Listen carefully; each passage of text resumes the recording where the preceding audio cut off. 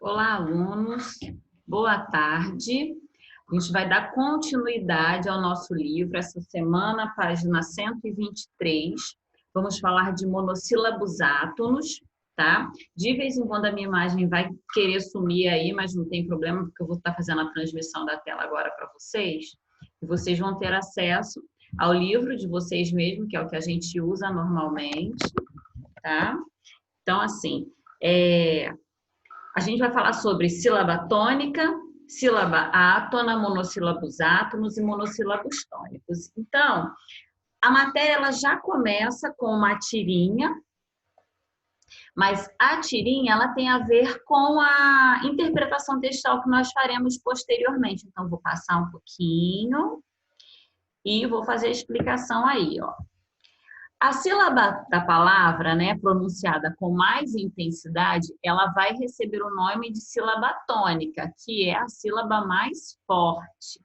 Já a sílaba ou as sílabas pronunciadas com menos intensidade, a gente vai dar o nome a elas de sílabas átonas. Então, tônico mais forte, átona mais fraca um pouco.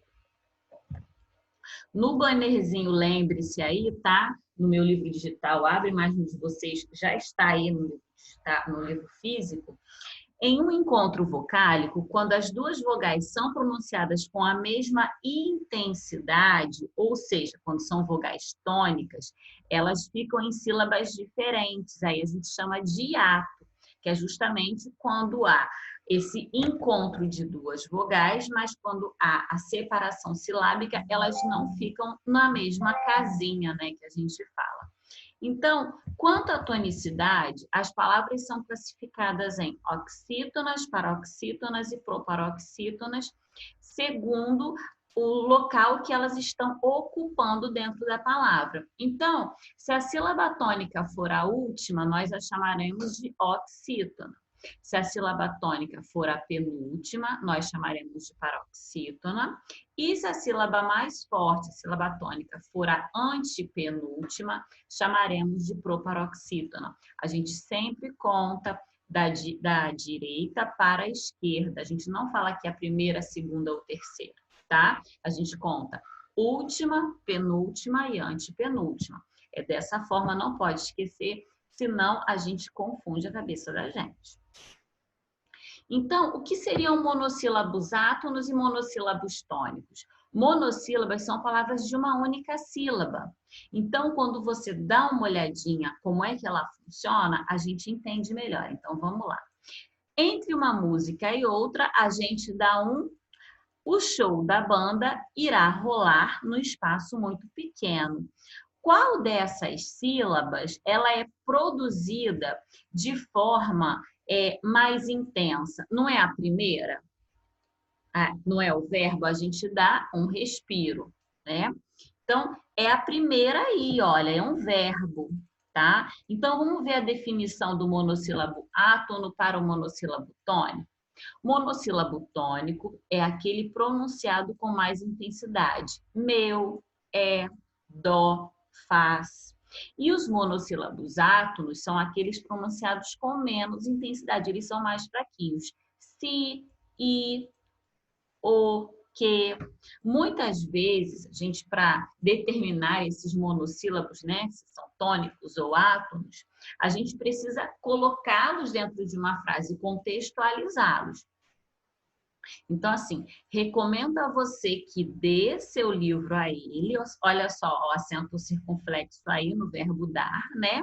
Meu livro de história ficou em casa, já é um monossílabo átono. Então, a gente percebe a diferença sensível que há entre um monossílabo tônico e um monossílabo átono. O verbo por leva acento para diferenciar da preposição por. Quando eu falo assim, por exemplo, é uma preposição. Quando eu falo, irei pôr meus óculos sobre a mesa, é o verbo pôr, tá? A diferença básica está aí. Continuando, existe uma classificação que a gente vai fazer dos monossílabos tônicos e átonos, dependendo, né, de forma geral, da classe de palavras a que eles pertencem. E classe de palavras vocês já estão inseridos, todo mundo já sabe. A gente fala de substantivos, adjetivos, numerais, verbos e advérbios.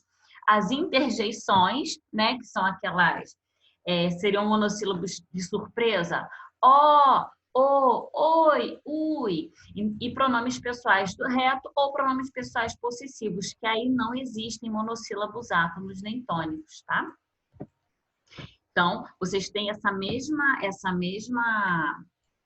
esse mesmo quadro de referência no livro físico de vocês.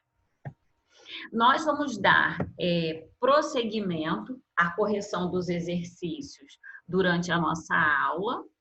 Então, eu já passei mais ou menos o exercício para que vocês tenham uma noção geral do que a gente pode ver, tá?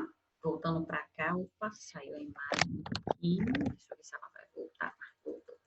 Então, assim, os exercícios, eles vão servir justamente para que a gente faça o treinamento e assimile de forma mais compreensível os exercícios propostos. A gente logo se encontra no Meet, leiam de novo, no caso da dúvida, retornem o vídeo, ouçam eu falar de novo, porque no Meet eu falo mais uma vez para a gente inserir isso na nossa cabecinha, tá bom? Abraço, gente. Fiquem com Deus.